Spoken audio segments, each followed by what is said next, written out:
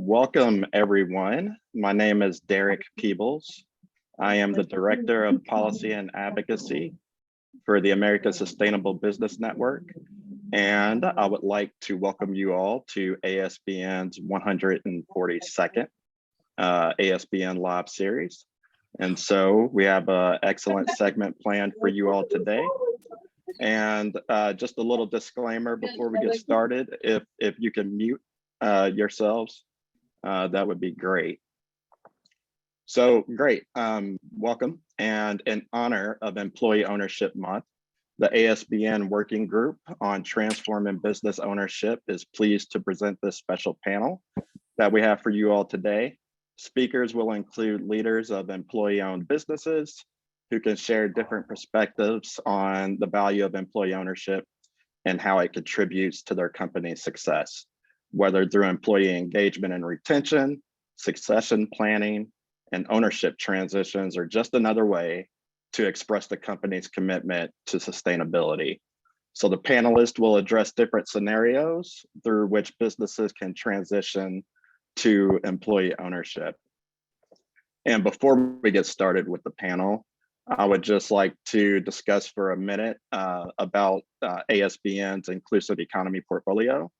And we recognize at ASBN the importance of building an inclusive economy that serves the needs of small and local businesses, place-based entrepreneurs, as well as the unique needs of communities, as been articulated by leaders such as yourselves.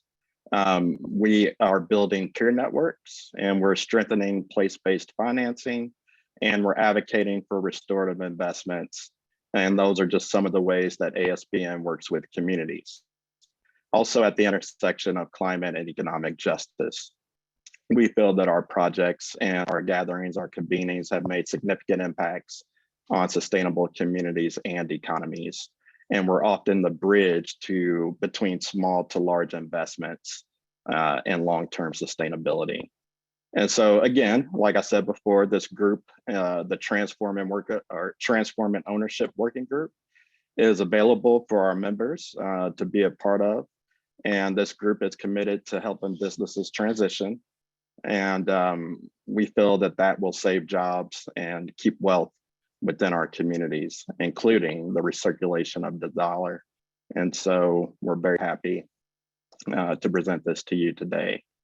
And so to get started with our agenda, our panelists today here are, make sure I get this right. We have Rachel Battles, and we have Kevin Cook, and we have Tommy Smith, and then Hillary Abell with Project Equity is also going to be co-facilitating some breakout rooms that we are going to have today. And so let's get into it. Rachel, you are our first panelist, and welcome. And we'll just start off with you introducing yourself and your company. Sure. Hi, everyone. Oh, excuse me. I'm developing a cold this morning, so my voice cuts out.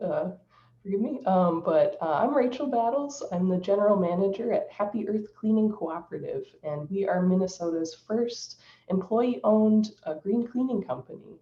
So we've got about 20 employees, 6 of whom are currently member owners. And just this morning, actually, we had 3 other employees hand in their membership applications. So that's really, really exciting. We're almost up to half of our employees worker owners.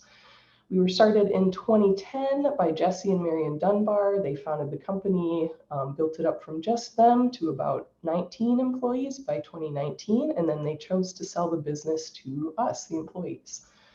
And I've been working at Happy Earth since 2015, and I started as a cleaning employee. I became a team lead, and then as part of our co-op transition, I became the general manager. Thank you, Rachel. So the first question I have for you is just how did your company become employee-owned? And if you could walk us through kind of that journey.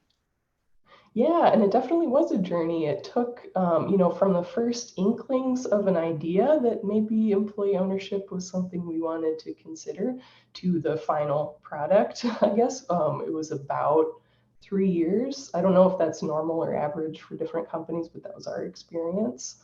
And Jesse and Marion kind of wanted to exit the company. They were originally from the Seattle area and they wanted to move back and be closer to family. And after running the business for 10 years and building it up from the ground up, they were a little bit burned out. So they were just kind of ready to move on to the next phase.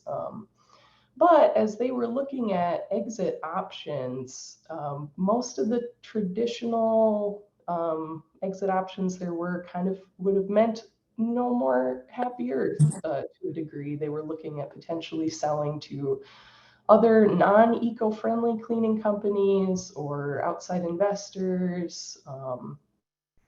And a lot of those businesses or investors would have probably changed our practices around eco-friendliness or fired or reduced pay or benefits for a lot of us long-term employees to be more and more profitable. And no one wanted that. Jesse and Marion didn't want that. Long-term employees didn't want that. And so we decided to look at employee ownership as a possibility. And one really cool thing that we were able to do is the city of Minneapolis, where we're located, actually offers a co-op technical assistance class through the city. So we were able to take a class that was basically co-op 101. Here's how you become a co-op. And through that, we got introduced to project equity, and they helped us with feasibility study. One of the things we were wondering at the beginning was, is this going to be possible for us? Especially us as the new founding co-op members. We were like, do we have to put in? We don't have a lot of money. How are we going to basically buy the business from the owners? And project equity really helped us out at that stage. And then we moved forward with other, the transition program that they offer, and figuring out all the other nuts and bolts of what it takes to transition into a cooperative. So yeah, and then we officially signed the sale papers and became a co-op January 1, 2020. So it was a really great experience. I'm really glad we had project equity to help us with that. So you completed the process and the owners kind of went away at that point. Take us through a minute or two on kind of what happened next. Yeah. Oh boy. What happened right after that was, we only had 2 or 3 months to kind of settle in to our roles as new managers, new company structure essentially, and actually a new physical office. We also moved offices right around that same time. And then the pandemic hit, and it was really, really kind of terrifying as new business owners facing a big global crisis. We had to make a lot of decisions right off the bat that were, do we need to shut down? And we were shut down for 8 weeks. And do we need to lay off our employees or furlough? Thankfully, we did have to furlough people while we were shut down, but we were able to bring everybody back, and everybody wanted to come back, which is pretty awesome. So yeah, it felt like really bad timing in a lot of ways, but actually when I think about it, it was good timing in a way, just because I really think that if Jesse and Marion had had to continue running the business themselves at the point they were at and they were ready to exit, I really think they might not have been able to keep the company running through such a big crisis.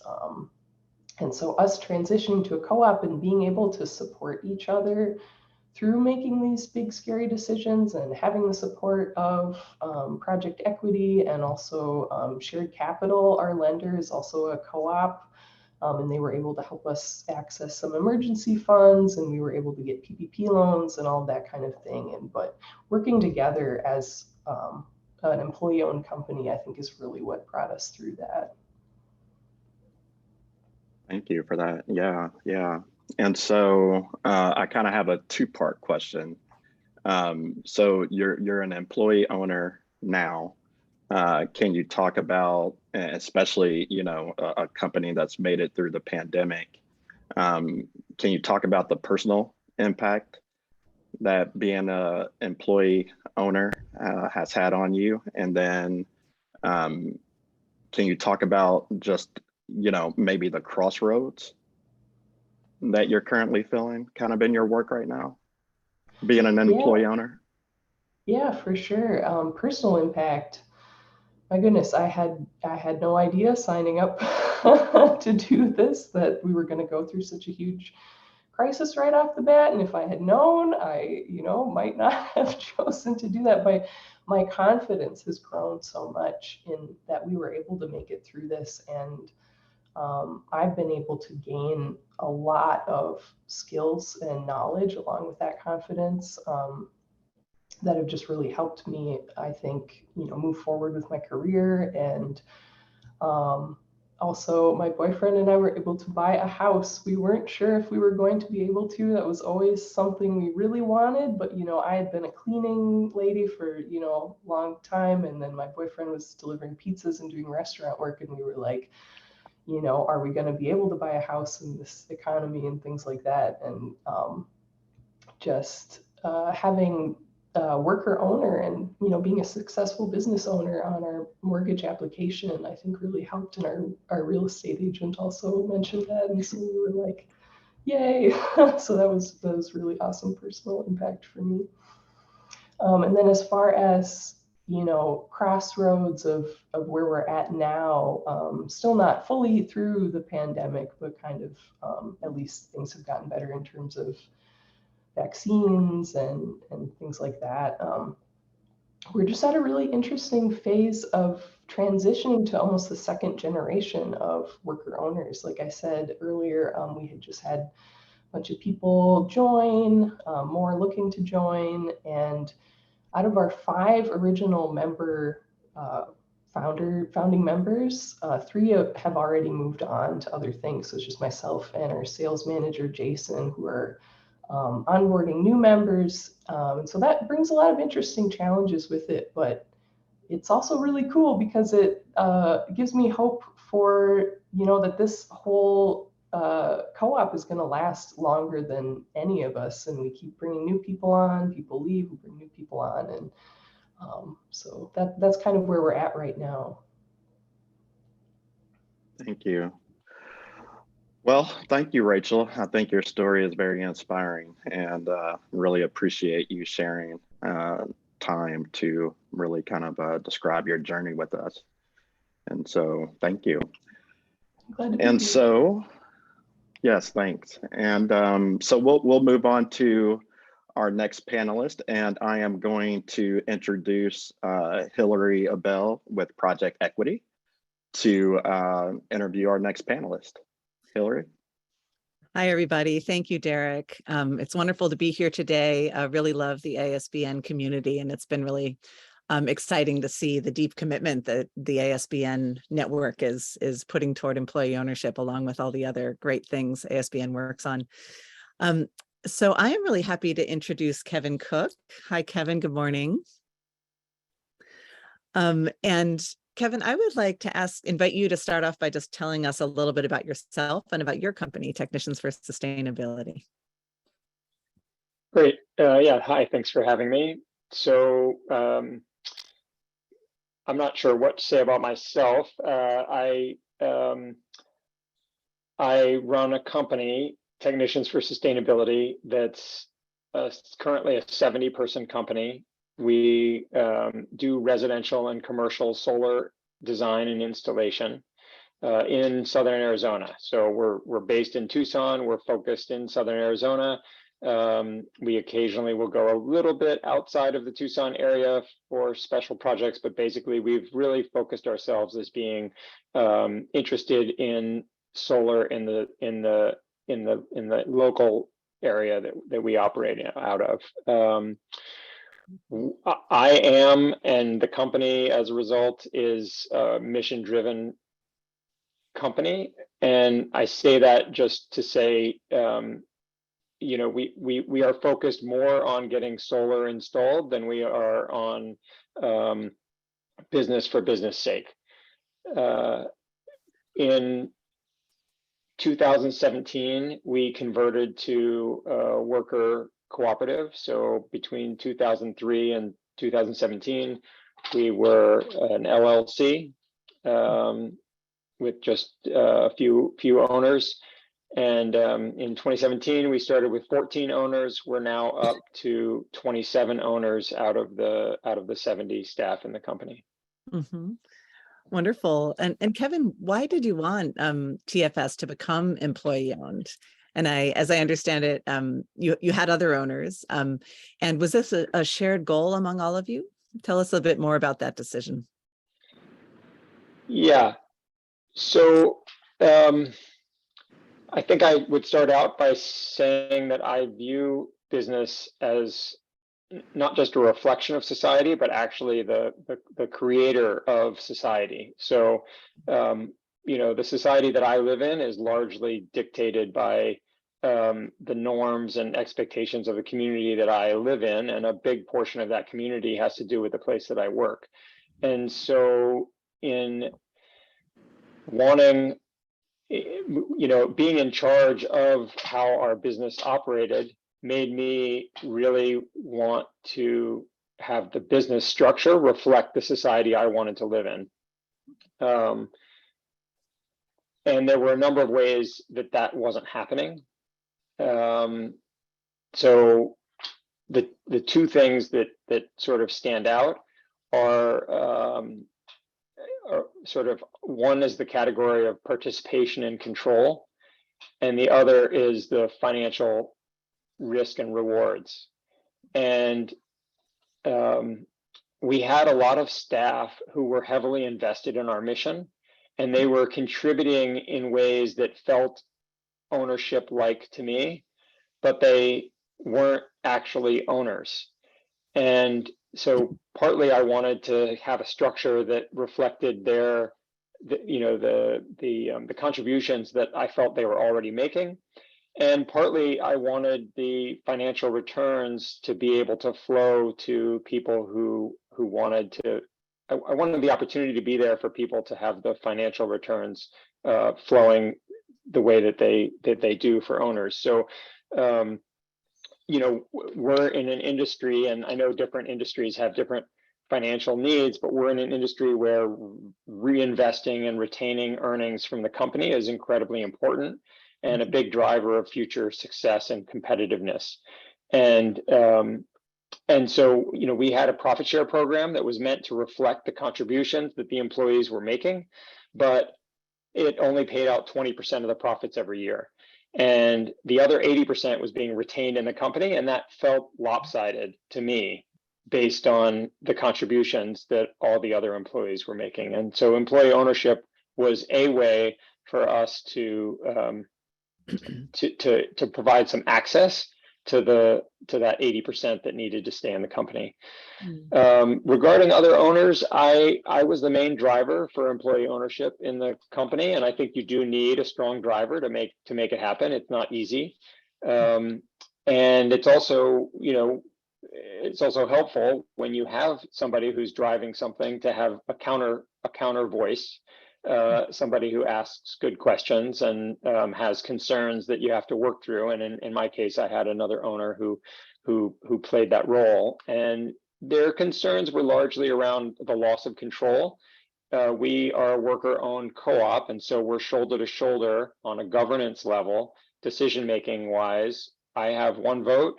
The other owner had one vote, and the other 12 new owners all had one vote. And so that loss of control was a big source of concern that we took efforts to address as we built the structure of the company and the bylaws. And another was security. Having a company that starts to become profitable and build some wealth gives you security. And so figuring out how to address those security concerns in transitioning the company to an employee-owned company was really important for us, and incidentally turned out to be one of the more sort of satisfying and freeing parts of the transition to employee ownership for us, because we had to ask the question, you know, how much is enough for us to have? And when we answered that question, you know, it's a question I think it can be easy to skip over in life if you're lucky enough to be able to answer that question, and it's just been very freeing to be able to move past that. So anyway. And yeah, Kevin, I love how you balanced the retained earnings, the importance of, in your industry especially, but really in any business, having some assets in the business itself. So becoming employee owned didn't mean like sharing all those assets in cash with all the other owners, but you were able to give the other owners access to that for their own wealth building. And, you know, eventually some of that may come out to them in cash. So I really like the way you spoke to that balance that you achieved. You know, I'd love to ask you, when we were talking the other day, you mentioned that you see a lot of people who are interested in employee ownership as a succession plan. And focused on getting a good price. And at Project Equity, we work with a lot of owners for whom that is their priority. And we help them figure out the price that works for them, and often a market price that they can get through an employee ownership transition. But that other people like you see it really as you've articulated, a way to help create the world they want to create. And yeah, we do see that spectrum as well. And, you know, selling owners often do get a market price. Employee ownership can't compete with a strategic buyer per se, you know, someone who's willing to pay more for their own reasons than a typical market value. But a lot of people assume that business owners need to sort of take a haircut or give the business away or take a really low price to sell to employee ownership. And that's not necessarily the case at all. But that said, many mission-driven business owners like you and like people in the ASBN network do see this as a way to help drive their broader mission. And you've experienced some really interesting things and have some interesting observations about what ownership means, how it's different from entrepreneurship, and how employee engagement ties into all of that. So I'd love to invite some of your reflections on those topics. Yeah, well, I certainly think that knowing why you want to transition to employee ownership is really important for how you structure the transition, what form of employee ownership you choose to pursue, because there are many, even within what a worker-owned co-op looks like, let alone ESOPs or LLC models. You know, you can just structure it in such different ways. So understanding why you're doing it's really important. As you said, for us, this was a mission. This was a sort of an ideal-based decision more than a succession plan decision. We were sort of looking for the opposite of selling the business at market value. We were looking to continue to participate in the business in the future. I remain the top paid employee, but now it's just shared much more fairly than I feel that it was beforehand. So, I mean, all kinds of different reasons that go into why you might do it. One of the things that you referenced that I learned, you know, as a small company, it's very easy to confuse entrepreneurship and ownership. Those, I certainly felt that those two things were very tied and linked to each other. So much so that I didn't really see, you know, we talk a lot about wearing different hats. So we wear our employer hat, our employee hat, and we wear our owner hat. And I pretty much felt that entrepreneurship was part of my owner hat. And I you know, I recognized that the employees of TFS were already heavily invested and engaged with our mission. I expected when they became owners that those employees would both deepen that engagement and start to look at the business as their own, and therefore develop some additional entrepreneurship. And I don't want to say there haven't been nudges in that direction, but by and large, I've learned that entrepreneurship is a different, at least in my experience, it's a different hat from the ownership hat. And so our owners have deepened their engagement. Our customers love that we're employee owned. I do think it matters when an employee of our company is an owner and shows up at somebody's house, and the way that they interact with that client and care for the work that we do. I do think there are noticeable changes there that are favorable. But it doesn't turn people into risk takers or have the judgment about what risks to take, or necessarily I mean, so many things that entrepreneurship is that I now see as sort of more in line with an employee role, or something, a needed part of a company's operations that may or may not be tied to ownership. And then the other thing I guess I would mention that stands out for me as both a point of confusion with employee ownership, or some models of employee ownership, certainly the worker co-op model, is just the difference between operations and governance. And many times we run into companies or people asking us about employee ownership who think that because we are one vote per owner on a governance side, that then applies to our operations side. And it couldn't be further from the truth. Our operations today are the same as our operations before we became employee owned. We still have a hierarchy. You still have to get something approved from the appropriate spheres of responsibility within our company. Yeah, that's right. And you're still the boss, as I understand it. You're in this case, I am. Yes. I was before, and I still am. Now, it turns out what's different is that I now have another boss for me. I now report to a board that represents the owners. And so that's where it transitions to governance. I have an accountability that I didn't have.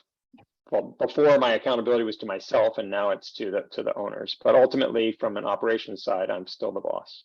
Yeah, that's great. I'm glad you mentioned that, because a lot of business owners think that maybe there will be no management anymore, or that they can't still have a leadership role or have authority in the company. And that's actually not the case. So thank you so much for that, Kevin. I think we need to move on to our next panelist. And so folks know, both Kevin and Rachel and Tommy, we're all going to be in breakout rooms. So you'll have more of a chance to talk individually with Kevin or Rachel if you'd like. So thank you so much, Kevin, for being with us. And I will pass it back to Derek now. Thank you, Hillary, and thank you, Kevin. And I would like to introduce our next panelist. And we have Tommy Smith with Kaiser Permanente with us today. And Tommy is going to take us through the work that he's involved in.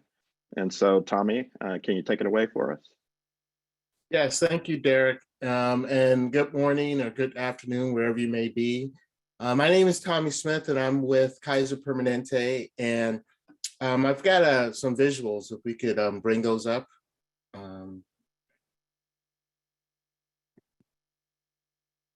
There we go.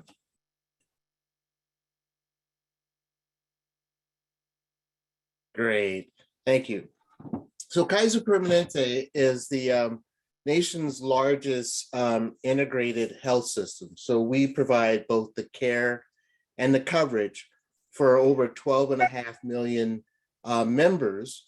Much of our footprint is throughout the state of California, also in Oregon around the Portland metro, in Washington around the Seattle metro, in Hawaii, in Colorado around the Denver metro, DC, Maryland, Virginia area, and in the Atlanta, Georgia markets.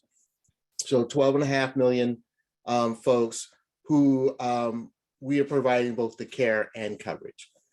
Next slide, please. So our mission as an organization really is to provide high quality, affordable healthcare and to improve, and this is the part that's important to me, to improve the health of our members and the communities that we serve. So, within our mission, within the reasons for our existence, is this idea of improving community health. And so our vision really is to be those trusted partners in community health and really making our communities, those markets that I described, as some of the healthiest in the United States and in the world. So next slide, please. So why is a healthcare organization, big, large, nonprofit healthcare organization, involved with worker and concerned about worker ownership. And our concern really is around the upstream health benefits of wealth creation, particularly in communities where there are the greatest health disparities. If we really as an organization are going to live up to our mission, then we have to find or leverage the ways that we buy, build, hire, advocate, and invest in such a manner that promotes upstream health.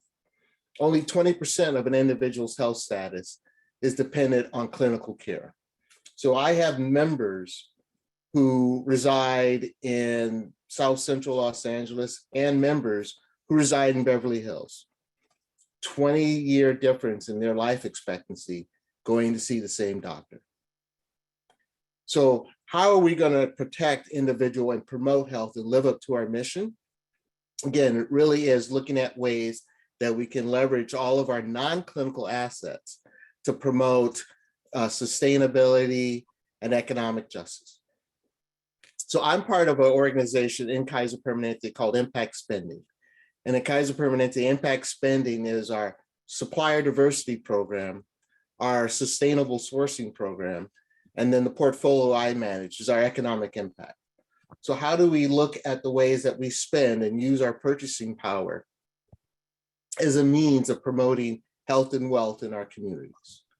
And one way that we are doing that, and I'm happy to say that Hillary and Project Equity, along with another organization called the Oberon Cooperative, are working with Kaiser Permanente to promote worker ownership in our diverse supplier base. And so we reach out to our diverse suppliers, and this is a way to promote succession planning for those companies that are getting to a point where the owners are looking for exit. We would like them to stay diverse. And so if you have a diverse workforce and you transition to a worker-owned company, the company remains diverse. We also want these companies to stay local so that they're creating the jobs and employment and economic stimulus within our communities. And we like to see a broader creation of wealth. We saw Rachel talk about how with her worker ownership, that home ownership was finally possible. We know that living indoors and making sure that you have a good roof over your head and quality housing is an important part of protecting your health. As an organization, we've invested $200 million in affordable housing. And so we really look at ways that we can support wealth creation in our communities, and we see worker ownership as one of those ways of doing so. And so I'm happy to work with Hillary and Oberon Cooperative, and I'm happy to be here to talk and promote the idea of worker ownership as a succession plan for small businesses, diverse businesses, keep them local, make sure that that wealth that they create stays in the community, is spread in a broader group of folks within the community. And also, my organization sits within the supply chain. And so the business logic for that is that we need to make sure that our suppliers are solid and resilient and good performing. And worker-owned companies have, through research, proved that they are more resilient and better performing than their non-worker-owned peers. And so for all those reasons, we are working to support worker ownership within our supply chain. And we're partnering with other hospital and healthcare systems to spread the word and create those leverage and work together to spread worker ownership throughout our healthcare supply chains. Back to you, Derek. Well, thank you, Tommy. That was very, I like the way you laid that out, because I actually learned a lot that I wasn't aware of, just kind of in your role. So thank you. And yes, and so before Hillary breaks us into small groups, I think, Hillary, you were gonna explore kind of some options as well. I'll turn it back to you. Yeah, I'll be really brief. This is such a rich discussion, and we know that the ASBN community really likes to interact and has that wonderful culture. So I want to make sure we get to the breakout groups. And thank you, Tommy, for your remarks. So I just want to briefly say that today we featured two really inspiring companies, Happy Earth Cleaning, both very cutting edge of green business, if you will, sustainable business. Happy Earth Cleaning with 20 employees, Technicians for Sustainability with 70 employees, Happy Earth's in Minneapolis, TFS is in Tucson. So you can see that this is relevant all over the country. It's relevant for all sizes of businesses. And both Rachel's and Kevin's companies are worker-owned cooperatives, sometimes called employee-owned cooperatives, essentially the same thing. And there are other kinds of employee ownership that I just want to briefly mention. One is called employee ownership trusts, which is a newer form in the United States, but it's been used in the UK and Europe for many, many years. And it's similar to sort of a benefit corp. It really bakes in mission into the trust ownership model. And doesn't have any particular tax advantages, but a lot of sustainable business leaders are interested in that new model. There's also another one called employee stock ownership plans, and this is the most widespread form of broad-based employee ownership in the US. And ESOP is a trust, which is actually a, what do we call it? Not regulated, but an official benefits plan regulated by the ERISA legislation and the Department of Labor. So it has a lot of tax advantages, actually. ESOP ownership of your company does, and companies can transition, 30% or 100% of their ownership to an ESOP, and that's got a lot of complexities to it. But it's a really important model and has done a lot for wealth building for employees and to address the horrific wealth gap in our country. So we just wanted folks to know that there are three main kinds of broad-based employee ownership: worker cooperatives, ESOPs, and employee ownership trusts, and that you can transition a successful company to a worker co-op. And I noticed some chat in the chat about the fact that you can also start up businesses as cooperatives or EOTs. And what I meant to say is you can transition a successful business to any one of these kinds of employee ownership. So we have a video that I'll put in the chat. We're not going to show it in the interest of time today, but we wanted those of you who want to take 3 minutes later in your day to watch a video about an ESOP, 100% employee owned ESOP company called Delta Pipeline in Southern California. You can watch that as well. So with that, Derek, did you want me to introduce the breakout groups, or did you want to do that? Or Tulesi? Yeah, so I'm going to make those breakout rooms open now, and everyone can self-select which one they would like to be in. But basically we have one dedicated to small business, one for medium-sized, and one for institutions and investors supporting EO. Thanks, Tulesi. And we'll spend 10 minutes in our breakout groups and then be back for Derek to lead us through some debriefing and wrap up. Do you all see them and the ability to choose which one you want to go to? No, where are they? It should be a little pop-up box, Paul. I see people are moving to rooms, so I see that it is working. At the bottom, click breakout rooms, and then you get a window and it gives you the 3 choices. There you go. Thank you, Harlan. Thank You're you.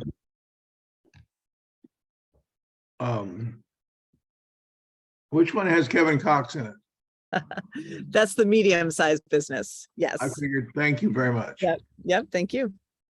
And if you're having Hillary, you may want to lay out just kind of the structure of the breakout rooms to help maybe people make a choice and who's going to be in them. Sure. Yeah. Essentially, Rachel and our friends from Co-op Cincy, Kristen Barker and Ellen Vera, will be in the small business breakout, and Kevin Cook and Derek. And so we're coming close to the end of our time, but I just wanted to leave just a minute for any thoughts from anyone about what you learned or heard about in your group. Maybe any questions that we didn't get to that you may want to leave in the chat, so maybe we can address them at a later time. But let's see, Paul, I have your hand up. If you can be brief, but definitely want to hear your comment or just thought about what you heard. Derek, I loved your intro. Oh. But you wrote it had a bunch of what I like to call pizzazz words in it. And Okay. is it written down anywhere? Because you went through it too fast for me to write them down. I could have access to your spiel if you mind. Well, yeah, I have a lot of content, and I'm open to sharing it with you. Thank you, Paul, for the kind words. Really appreciate it. Any other comments real quick? Okay. Well, so I think we are able to close out, and Paul, again, thank you, for your words. I think as we conclude this session, ASBN is a convener, and so we want to bring people together like the panelists we had this afternoon, and really build a community around employee ownership. And part of my role, if any of you all are interested in connecting, is we're also looking for policies that could potentially be introduced. And so not only are we building a community around employee ownership, we also want to take what we learn and be able to educate policymakers. And we really see this as important. Some recent policies that are in the works. There was a state policy in California that was recently signed by Governor Newsom that really expands on employee ownership. Senator Van Hollen's office is introducing legislation around employee equity investment. And so stay tuned to that. And yeah, if any of you all want to connect with the panelists, we'll make sure that you all have their contact information. And so we also have a link that we'll share to our resources. And Hillary, I'm not sure if you're able to share the link to the resources in the chat if you're able, or we'll share it to the participants at a later time. It is up there in the chat Okay. at 5 a.m. Yeah. Gotcha. Thank you. Thank you. And so also business owners anywhere in the country can book a free consultation with Project Equity. And so please feel free to seek out Hillary and learn more about the work that they're doing. And then I also just want to remind the group about a future session that we have coming up on October 28th.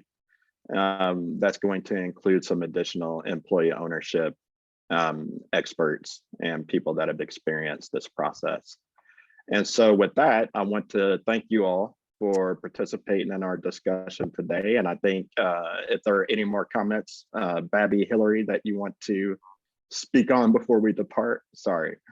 Just quickly, everybody, thank you so much for joining us. And I want to give a special thank you to Kristen and Ellen from Co-op Cincy, who are also very involved in this work and have been hugely helpful in getting this work put together. So they are also a tremendous resource. I will include their emails as well in the follow-up email that I'll send to you, and hope you can join us. The session on the 28th will just be an opportunity, mostly of breakout rooms with experts in the field. And so thanks a million for getting us going. Derek and Hillary, great work. And special thanks to Eric and to Dave, who've also been instrumental in shaping this. Yeah, thank you. Very special. Yeah, go ahead, Hillary. Well, I see a question about the sign up link for the 28th. So let's go ahead and put that in the chat before we end the Zoom.